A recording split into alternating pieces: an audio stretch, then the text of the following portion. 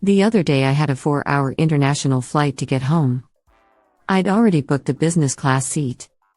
Larger seat equals more comfort instead of being squished together like sardines in main cabin. When I went to pre-board, the gate agent told me she'd moved me farther forward. Okay, cool beans, thank you. They wheeled my disabled ass to the door of the plane and I discovered I was now sitting in first class. Score. I love first class, but it's usually prohibitively expensive, so I rarely buy a first class ticket. The only other person pre-boarding in a wheelchair is sitting just in front of me in first class, and I had just watched her make a huge production of getting aboard, crying, whining and yelling. I sense she's a tad dramatic because she's only got an over-the-counter not-so-supportive knee support on, no crutches or cane, nothing medical issue that you'd get with a serious knee injury or disease. But whatever, people are entitled to be as weird as they want to be.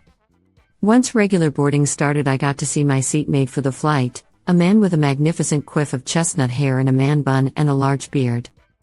He was dressed in old shorts and an old stained tee. I'd watched folks looking like they bathed in hand sanitizer giving him wide berth, and a variety of not very friendly looks in the airport waiting room. I'd seen how they were treating him and thought I'd love to know his story, so lo and behold he's sitting with me, just behind yelling "Knee lady." We settle in, and over wine we start talking. He's a federal and military retiree, just like my husband, and he's traveling around the world, going places that strike his fancy with merely a backpack. We're having a good conversation with a bit of laughing thrown in, but we're speaking at regular conversational level. Not loudly at all. We've only been airborne 30 minutes or so when Knee lady starts yelling for the flight attendants to move myself and this gentleman because, her reasoning, we were dirty hippies who didn't belong in first class. He and I are looking at each other and laughing at that. We're both post-60, yes, he's dressed very casually but is clean and doesn't smell.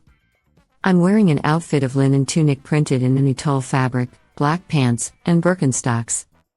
This is an outfit that one of my kids teases me makes me look like I am on my way to teach yoga in Connecticut. Sort of alternative, sort of suburban upper-class lady.